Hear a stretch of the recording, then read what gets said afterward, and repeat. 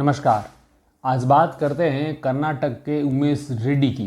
ये जो पीछे शख्स देख रहे हैं ये वो अपराधी हैं जिसने कभी कर्नाटक के बेंगलुरु में खौफ पैदा कर दिया था।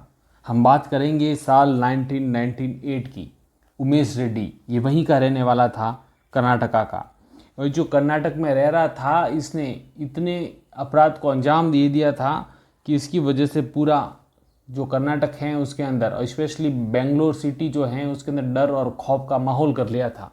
अब दरअसल ये औरतों के अंडरगारमेंट्स चुराता था, इनके अंडरवियर्स पहनता था और रात में मास्टरबेशन किया करता था।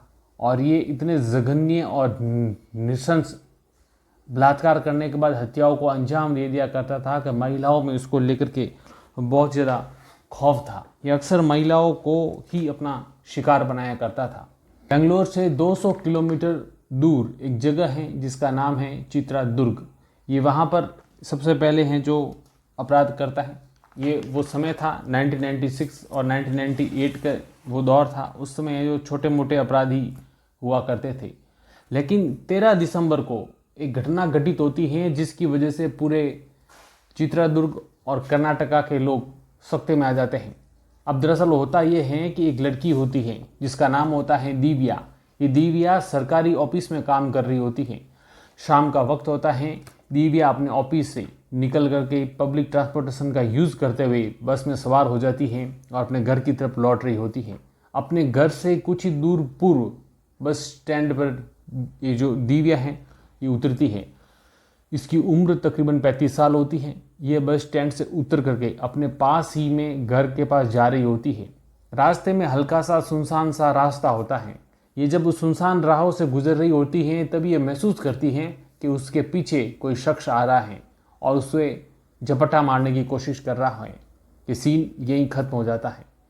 ठीक इसके 1 घंटे बाद चित्रादुर्ग की जो पुलिस होती है उसके पास फ़ोन कॉल जाता है।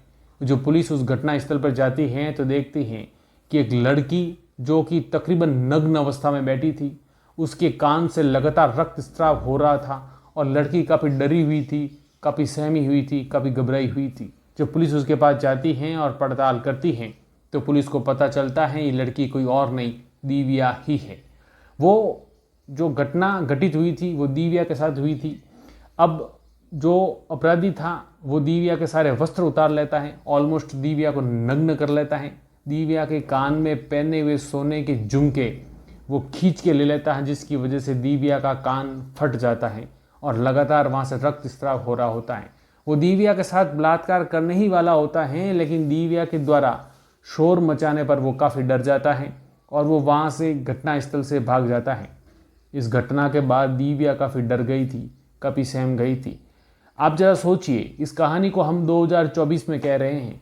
1996 से 1998 का वो दौर जब किसी महिला के साथ इस प्रकार की अभद्र घटना हो जाती थी तो क्या उन महिलाओं में इतनी हिम्मत भी होती थी कि वो उस अपराध के खिलाफ मुकर होकर बोल सके। दिव्या का भी जो स्थानीय लोग थे उनकी तरफ से दिव्या को ज़्यादा सपोर्ट नहीं मिला, जिसकी वजह से दिव्या काफ़ी डर गई थी और दिव्या ने तय कर लिया था कि वो हमेशा हमेशा के लिए उस जगह को, उस गांव को छोड़ देगी और दिव्या उस जगह से चली जाती है। ये जो घटना होती है, इस घटना के बाद एक और घटना होती है 6 दिसंबर 1996 को। ये घटना ये होती है कि शाम का वक्त होता है, 6 दिसंबर का दिन होता है और जो लड़की होती है उसका नाम होता है पल्लवी। अब ये पल्लवी नाबालिग थी और ये पास ही में किसी स्टोर में काम कर रही होती है और शाम का वक्त होता है। पल्लवी अपने स्टोर से घर की तरफ जा रही होती है, तब पल्लवी के साथ भी सेम इसी प्रकार की घटना घटित होती है।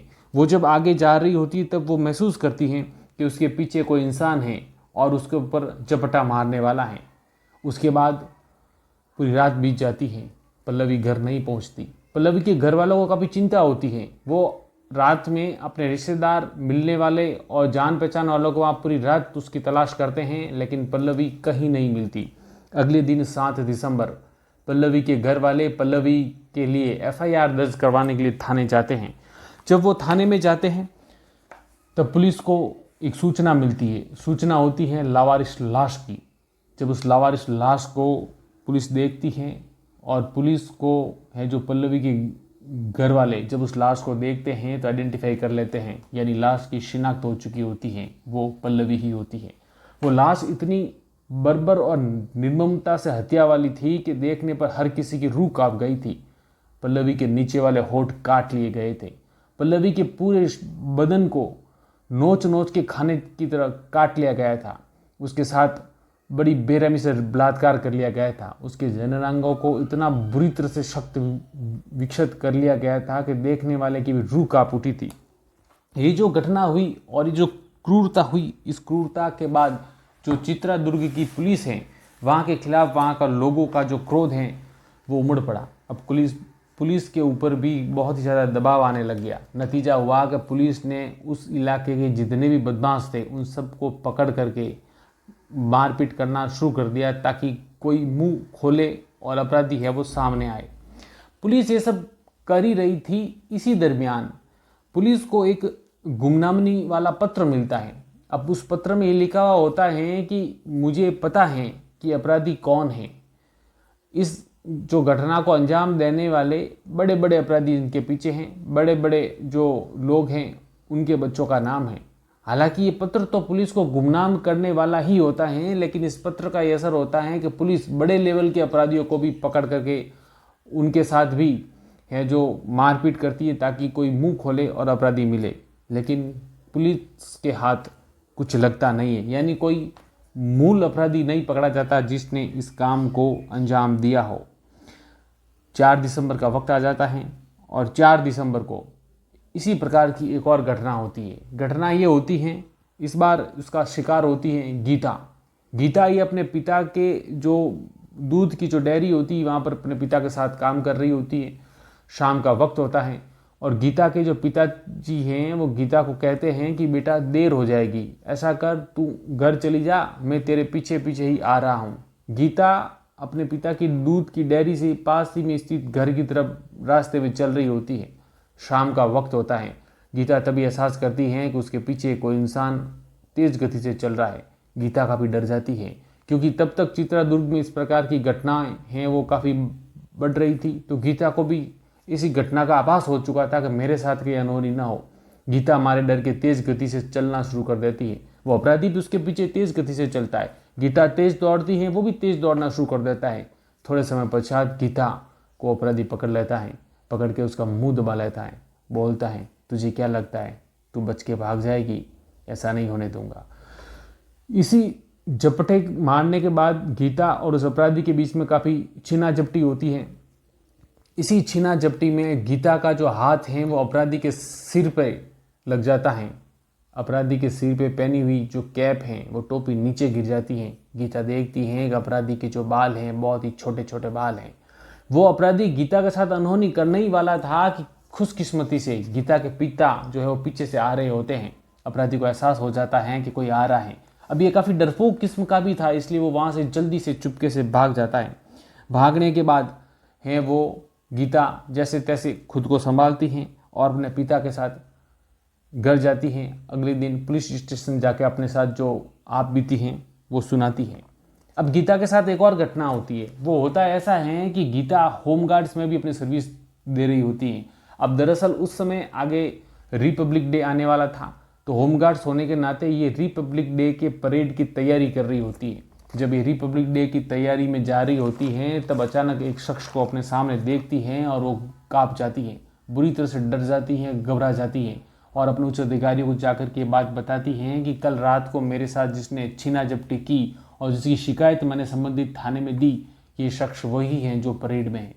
पुलिस यहाँ पर काफ़ी सावधानी और चतुराई से काम करती है। पुलिस उसको पकड़ने की योजना बनाती है क्योंकि पुलिस को पता था इतने लोगों में इसको पकड़ने की कोशिश करेंगे तो शायद ये भाग जाएगा। इसलिए पुलिस ने निर्धारित योजना के तहत परेड में घोषणा कर दी और वो घोषणा ये थी कि गीता, 4 अन्य साथी और वो अपराधी, उन सभी को बताया गया कि आपको परेड की विशेष तैयारी करनी है, इसलिए शाम को एक बार फिर से आप लोग परेड की तैयारी के लिए आओगे। शाम का वक्त हो चला था।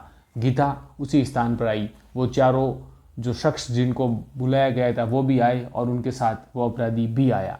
जब पुलिस ने उस अपराधी को पकड़ा तो वो झूठ भी बोला नहीं, गीता तो मेरी प्रेमिका है। तो पुलिस ने पूछा अच्छा इसका नाम बता, वो नहीं बता पाया। और पुलिस ने उसको गिरफ्तार कर लिया। जब पुलिस ने उस इंसान को गिरफ्तार किया तो पुलिस को पता चला उसका असली नाम उमेश रेड्डी है। ये सीआरपीएफ में भी अपनी सेवाएं दे चुका था। कश्मीर में जब ये तैनात था तब वहाँ के किसी उच्च अधिकारी के बेटी के साथ भी इसने बलात्कार करने की कोशिश की थी। इसके बाद ये कर्नाटका में रह रहा था। जब इसके कमरे पर पुलिस ने छापा मारा तब उसके कमरे पर केवल और केवल उसको महिलाओं से संबंधित वस्त्र ही मिले। महिलाओं के अंडरगारमेंट्स, पेटीकोट्स, यही सब कुछ मिले। और ये भी पता चला कि ये अपने कमरे पर किसी भी इंसान को न आने देता था, न किसी से ज़्यादा बात करता था। ये केवल अपनी ही दुनिया में खोया रहता था। उसके गांव के बारे में भी पता चला। पुलिस को ये भी पता चला कि इसके जो 3 भाई हैं, 1 बहन है और गांव में इसकी एक बूढ़ी माँ है। लेकिन सबूतों के अभाव के चलते 3 दिन बाद ही ये जो अपराधी था, जिसका नाम था उमेश रेड्डी, ये उमेश रेड्डी छूट चुका था। अब वक्त हो जाता है 24 जून 1997 को। ये इस दिन पहली बार कर्नाटका के बेंगलोर में आता है और यहाँ आने के बाद ये एक जो औरत है उसके घर में एड्रेस पूछने के बहाने से जाता है। अब दरअसल ये जब भी घरों में जाके इस प्रकार का अपराध करता था तब इसका एक फिक्स पैटर्न था। एड्रेस पूछने के बहाने घर में जाओ, महिलाओं को अकेली देखो तो उसके ऊपर हमला करो, उसको बुरी तरह से मारो, पीटो, उसको पूरी तरह से जो उसके साथ जितनी बर्बरता कर सकते हो उतनी करो और फिर वहाँ से निकल लो। ये इसका काम था। तो 24 जून 1997 को ये जो बेंगलोर आता है। बेंगलोर आने के बाद ये एक जो घर है उसमें एड्रेस पूछने के बहाने उसके अंदर घुसता है और जो महिला है उसके साथ जो जोर ज़बरदस्ती करता है, उसके कपड़े फाड़ लेता है, उसके ऊपर बलात्कार करने की कोशिश करता है। इस बार महिला काफ़ी खुशकिस्मत थी क्योंकि वो शोर मचाती हैं तो अड़ोस पड़ोस के लोग इकट्ठे हो जाते हैं। उमेश रेड्डी को पकड़ लेते हैं, पकड़ करके खंबे से बांध लेते हैं। खंबे से बांधने के बाद उसकी खूब पिटाई की जाती है और खूब पिटाई करने के बाद उसे पुलिस पकड़ करके लेके चली जाती है। ये जो अपराधी हैं उमेश रेड्डी, ये इतना शातिर था कि पुलिस को अपना ओरिजिनल नाम नहीं बताता है। ये पुलिस को कहता है कि मेरा नाम तो राजू है। इसके बाद 18 जून 1997 को ये वीना का कत्ल करता है। अब होता ऐसा है कि पीनिया नामक जो पुलिस स्टेशन है उसके 5 किलोमीटर दूरी पर वीना का घर होता है। ये उस घर में जाता है और वहाँ दरवाज़ा खटखटाता है। सामने से वीना दरवाज़ा खोलती है। जो ही वीना दरवाज़ा खोलती है ये अपने पास साइकिल की चैन लिए हुए होता है और उस साइकिल की चैन से वीना का गला घोट देता है। गला घोटने के बाद वीना को मार डालता है और वीना को मारने के बाद एक बार फिर से बड़ी निर्मम तरीक़ा से वीना के साथ बलात्कार कर देता है। इस बलात्कार की घटना को अंजाम देता है। ये काफ़ी डराने और हैवानियत भरी घटना थी। इसके बाद ये 14 जून 1997 को एक और अपराध है उसको अंजाम देता है। एक लड़की होती है जिसका नाम होता है संध्या। ये संध्या के घर पे भी है जो पता पूछने के बहाने संध्या का वहाँ जाता है और संध्या के साथ जोर जबरदस्ती करना शुरू कर देता है। लेकिन इस बार जो संध्या हैं वो शोर मचा लेती हैं और शोर मचाने की वजह से ये वहाँ से भागने की कोशिश करता है। लेकिन तब तक पुलिस आ जाती है और पुलिस है वो उसे पकड़ लेती है। अब ये कितना डरावना और खौफजदा हरकत इसने संध्या के साथ की होगी, आप कल्पना कर दीजिए कि इसको गिरफ्तार करने के बाद जब अगले दिन तस्दीक के लिए संध्या को पुलिस थाने बुलाया गया तो संध्या इस इंसान को देखते ही थाने में वहाँ पर बेहोश हो गई, नीचे गिर गई थी। ये सब कुछ हुआ। इसके बाद जो चित्रादुर्ग है वहाँ पर वहाँ की जो पुलिस है वहाँ से भी बेंगलुरु पुलिस के पास इसके जो क्राइम का जो पूरा रिकॉर्ड है पूरा पुलिस के पास आ चुका था। पुलिस को पता चल चुका था कि इसका नाम राजू नहीं उमेश रेड्डी है और इसने पहले भी चित्रादुर्ग जो पुलिस थाना है वहाँ पर है वो इस प्रकार की घटना का अंजाम दिया है। जब ये पुलिस के वाहन में होता है और बनेरघट्टा वाले रोड से जब पुलिस की गाड़ी गुजर रही होती है तब ये बड़ा चालाक होता है। ये बहाना बनाता है कि उसे टॉयलेट आई है, उसे पेशाब करना है और ज़बरदस्ती गाड़ी रुकवा लेता है। पुलिस वाले भी उसे पेशाब करवाने के हिसाब से गाड़ी रोक लेते हैं। ये सड़क के किनारे जाता है, उसके साथ 2 पुलिस वाले होते हैं और ये वहाँ टॉयलेट करने की बजाय मौका देख करके दोनों पुलिस वाले को धक्का दे करके वहाँ से भाग जाता है। बनेरघट्टा के घने जंगलों में रात का समय था, मौके का फ़ायदा उठा के वो गायब हो जाता है। ये पहली घटना थी जिसमें ये उमेश रेड्डी पुलिस की कस्टडी से इस प्रकार से भाग गया था। लेकिन इस बार अब जब चूंकि ये पुलिस की कस्टडी से भागा था तो पुलिस को तो पकड़ना ही था, इसलिए इस बार पुलिस इसको पकड़ने के लिए पूरी सख्ताई से इसके पीछे लग जाती है। पुलिस को उसके गांव का पता चल जाता है, इसलिए पुलिस उसको पकड़ने के लिए उसके गांव चली जाती है। ये इसके गांव से पकड़ लिया जाता है। पकड़ने के बाद जब पुलिस उसे सख्ताई से पूछताछ करती है तो ये ज़मीन में गड़ा हुआ वो सोना भी बता देता है जिसने ये विविध महिलाओं के साथ इसने बलात्कार करते वक्त वो चोरियाँ की थी। ये सब कुछ होता है। उसके बाद समय आ जाता है फरवरी 1998 का। इस समय ये एक बार फिर से दोबारा बेंगलोर आ जाता है। अच्छा, इस दरमियान ये छूट भी जाता है, एक बार फिर से इसकी है जो पुलिस की कस्टडी से ये छूट जाता है। उसके बाद 28 फरवरी 1998 को ये बेंगलोर आ जाता है। अब ये बेंगलोर आकर के एक ऐसी घटना को अंजाम दे देता है जिससे पूरा शहर चौंक जाता है। सब खौफ के साए में जीना शुरू कर देते हैं। अब होता ये है कि एक लड़का होता है जिसकी उम्र होती है 3 साल, और ये जो है अपना जो लड़का है उसका नाम होता है सुरेश। और ये 1998 में जब बेंगलोर आता है तो अपने फर्जी नाम रमेश के साथ आता है। इसका नाम रमेश होता है और ये घटना अंजाम करता है। एक 3 साल का लड़का होता है जिसका नाम होता है सुरेश। सुरेश रोजाना की तरह सुबह उठता है, नहाता है, धोता है, स्कूल जाता है। दिन भर स्कूल रहने के बाद स्कूल से घर आता है। घर आके खा पी कर अपने दोस्तों के साथ खेलने के लिए बाहर चला जाता है। अपने दोस्तों के पास खेलने के लिए बाहर जाता है। उसके बाद सुरेश जब वापस दोबारा घर आता है और अपने घर का दरवाज़ा खटखटाता है, तब दरवाज़ा सुरेश की माँ ना खोल के कोई एक अजनबी इंसान खोलता है। अब दरअसल जो सुरेश के जो पिता हैं कुछ समय पहले ही वो उनकी मृत्यु हो चुकी होती है। घर में केवल सुरेश और उसकी माँ ही थी। कोई एक अंकल, कोई इंसान दरवाज़ा खोलता है और वो सुरेश चौंक जाता है कि ये कौन है। लेकिन सुरेश ज्यों ही घर के अंदर एंटर होता है, सुरेश देखता है कि घर का सारा सामान बिखरा हुआ पड़ा है। माँ के कपड़े भी बिखरे हुए पड़े हैं।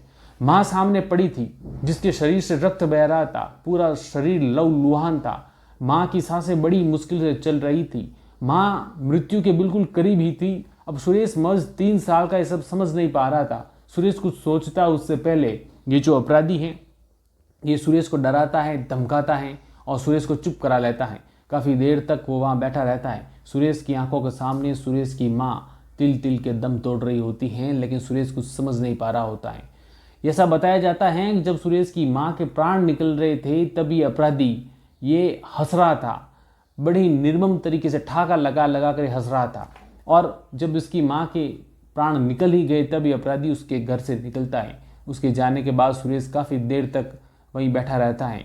धीरे से अपनी माँ के पास जाता है, उसे बात करने की कोशिश करता है, लेकिन 3 साल का सुरेश ये समझ नहीं पाता है कि उसकी माँ के साथ हुआ क्या है। जैसे तैसे डरा सहमा सुरेश घर के बाहर निकलता है और पड़ोस वाली आंटी से बात करता है। जब पड़ोसी घर के अंदर आके देखते हैं तो सब के होश उड़ जाते हैं। सुरेश की जो माँ है उसके शरीर को पूरी तरह से नोच लिया गया था। उसके जननांगों को इतनी बुरी तरह से विकसित कर लिया गया था कि रक्तस्राव से उनका पूरा शरीर लाल हो चुका था। सुरेश की माँ मर चुकी थी। पुलिस मौके पे आती है और अगले ही दिन ये जो खबर होती है, इस खबर की ये जो घटना है इसकी खबर न्यूज़पेपर में हो जाती है। मीडिया ट्रायल भी शुरू हो जाता है। अगले दिन पूरे बेंगलोर में इसी नृशंस हत्या जो होती हैं इस घटना का भी जिक्र हो जाता है। अब लोगों में डर है। 2 दिन बाद एक लड़की होती है, इसका नाम होता है नित्या। ये नित्या नामक जो लड़की है उसके घर के अंदर भी ये जो रेडी हैं ये एड्रेस पूछने के बहाने उसके घर के अंदर है वो एंटर करता है। लेकिन इस बार जो है वो नित्या है वो काफ़ी किस्मत वाली होती है। उसके पास कुकर होता है। इस कुकर से ये उस पर हमला कर देती है। हमला होने की वजह से ये घायल हो जाता है और उसके बाद शोर मचाने पर अड़ोस पड़ोस के लोग इकट्ठे हो जाते हैं और पुलिस आती है। इसको पुलिस पकड़ करके लेके जाती है। तब इसके पास से कुछ पैसे मिलते हैं, खून से सना हुआ चाकू भी बरामद होती हैं और कुछ गहने हैं वो भी बरामद होती हैं। अब पुलिस उसके साथ सख्ताई से जब पूछताछ करती है तब ये बताता है कि इस प्रकार की घटना इसने अमृता और फातिमा नाम की युवतियों के साथ भी कुछ समय पूर्व की है। फातिमा है ये अपना मानसिक संतुलन तक खो बैठी थी और फातिमा इसके हादसे के बाद है वो पागल हो चुकी थी। ये जो घटना है उसके बाद पुलिस ने उसके पिछले जो 4 साल का जो पूरा रिकॉर्ड है, पूरा रिकॉर्ड खंगालने के बाद जब ये पुलिस की कस्टडी में था तो ये एक दिन बीमारी का बहाना बनाता है, ये काफ़ी बहाना बनाता है। तो उसके बाद उसे पुलिस है वो चेक करवाने के हिसाब से लेके जा रही होती है। तब ये एक बार फिर से पुलिस की कस्टडी से भागने में सफल हो जाता है। जब ये पुलिस की कस्टडी से भाग जाता है तो इस बार पुलिस काफ़ी सतर्क और सावधान थी। इसने इसके जितने भी पैम्पलेट्स थे सब छपवा लिए थे, सब जगह इसकी खबर छप चुकी थी। और इसी दरमियान एक रिक्शे वाला उसे देख लेता है, वो पुलिस को सूचना देता है। और पुलिस जो है सुबह सुबह यशवंतपुर एक रेलवे स्टेशन है जहाँ से ये ट्रेन पकड़ के किसी स्थान पर भागने की फिराक में ही था, पुलिस उसे वहाँ से पकड़ लेती है। इधर जो बच्चा जो था सुरेश, जिसकी माँ की इसने निर्मम तरीके से हत्या की थी, उस बच्चे को एक पुलिस कांस्टेबल अपने साथ अपने घर लेके आ जाता है और अपने बच्चों के साथ वो इसे रखता है। और जब इसको अपराधी को पकड़ने के बाद पुलिस थाने में लाके उस बच्चे के साथ जो बिठा के पूछा जाता है तो ये बच्चा भी इस अपराधी को पहचान लेता है कि यही वो अपराधी हैं जिसने मेरी माँ की हत्या की थी।